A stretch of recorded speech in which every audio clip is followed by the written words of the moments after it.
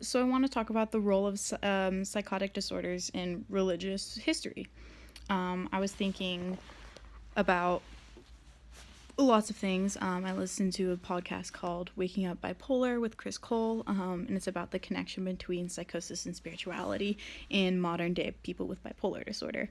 But if we look back into the Bible, there's a lot of evidence for schizophrenia specifically as a psychotic disorder that shaped Western religion. Let's see what here. Got some facts.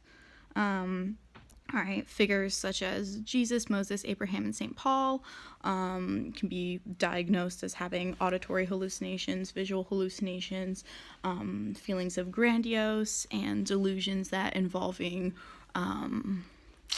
believing that they are connected to a higher power, have a higher calling, and are being called to something. And there's this idea in the mental illness community, I guess, of being called to something. A lot of people, when they experience mania, feel like they're being called to do something. You have a calling. You have, like, there's this one song that describes it as an iridescent buzzing, but it's like, fucking need to do this. Like, and I guess it can be described in a lot of different ways. For example, sometimes when I get hypomanic, I need to polish door handles. I need to. It's my calling. Whereas some people who with OCD tendencies, I guess you could say they are called to those compulsions, such as eating things in threes or turning off the light 3 times, whatever. We could go into Abraham's delusions, but it's not that exciting because no one cares about Abraham or Moses. Let's talk about Jesus. Okay, he had some times.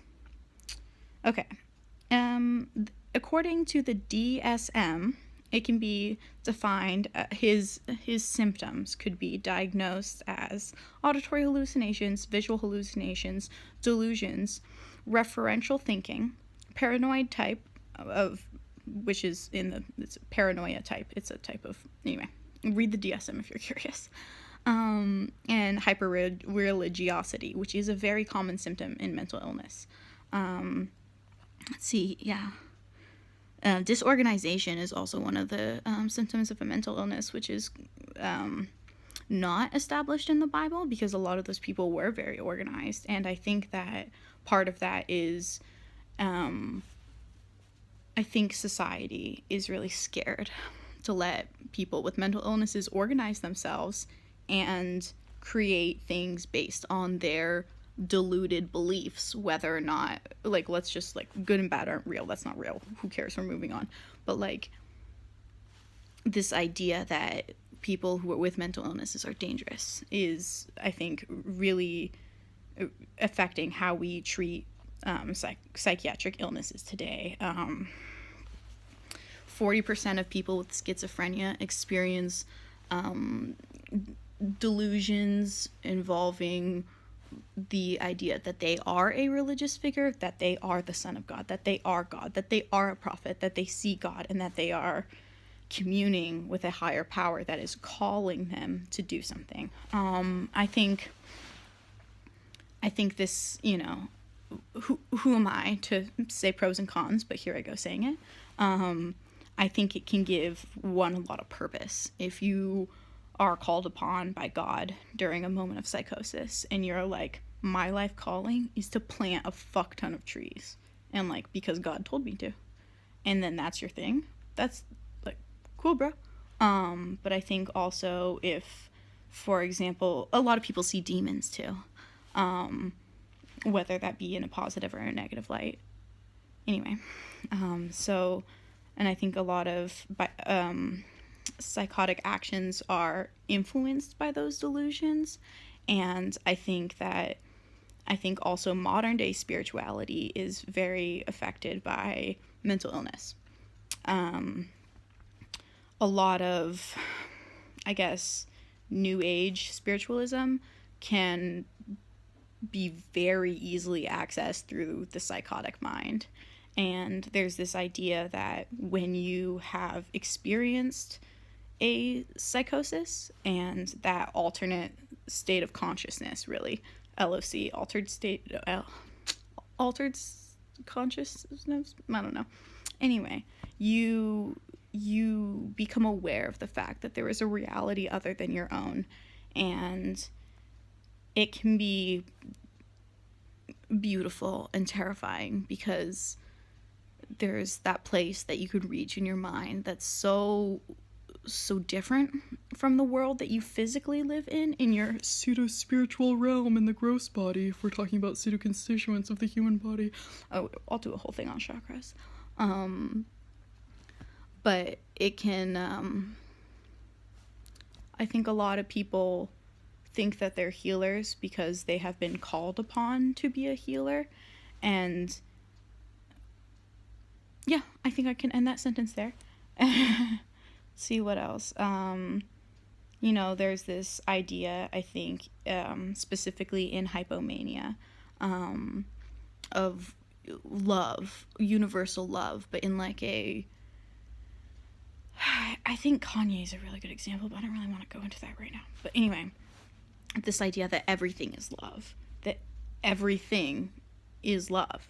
And it comes from a very idealistic, pure place, I think. And I think it comes, it can be synonymous with the word God, or whatever you call it. It's that, or chi, or what was that guy, that scientist who had a word for it? But like, or prana, energy, like anything, like it's all love, it's all God, it's all prana, it's all chi, it's all vibrations, it's all kinetic, it's all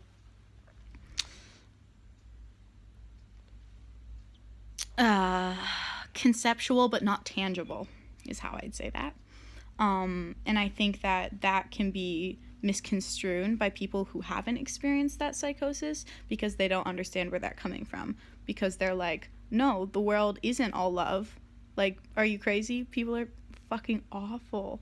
And I think that goes along into the other side of bipolar disorder, which is the depression and the everything is pain and suffering, which has its own, I think, godliness to it, because on a very pure level, life is just pure pain. And there's something really simple about that. And you can understand it because you're like, just everything's pain. And the opposite is true when everything is love, when you're hypomanic. And I think the ability to experience both and grapple with that within yourself and being like, I like the duality. God, it just goes back into everything. The masculine and feminine energy forces that are combining within you to create these experiences. Yeah, it's so hard to explain to someone who's never experienced psychosis, but it's that all-knowing nothingness that is all and everything you want. And I think, when someone talks about like, oh bro, like everything's love, like everything is love, it can be kind of dangerous because it can make you a target and a victim because people don't understand your perception of reality, and it makes it easy for you to be taken advantage of because you are experiencing everything as joy. And so if something bad happens to you, that's just love. That's just part of it. And it makes it hard to function as a functioning human in society. And I guess that goes along with the depression and the pain. If everything's pain, if something good happens, that's just part of the pain. It's just described differently, but it's still pain in a different manifestation. Yeah. God, so much fucking pain, bro. And love. So much love and so much pain. But as Herman Melville said, what is joy without compare? Yeah. What else? I feel like there was one other thing that I was going to bring up about this. Bipolar disorder. Oh, there's a quote. I forget who it's by, but I really like it. And if it's about mentally ill people. If you are who God meant you to be, you would set the world on fire. And I think obviously interpret that as you will, but I think that my interpretation of that is that if you were to live the way that you would be as yourself without altering your mind chemically to balance it to fit in, you couldn't function in the society around you, because there hasn't been a space made for that. Not only is there not understanding or acceptance, but there's not an ability to live like that, because we have this idea of like 9-to-5 jobs and blah blah blah blah blah. But for people who have mental illnesses, I'm specifically talking about bipolar disorder, if you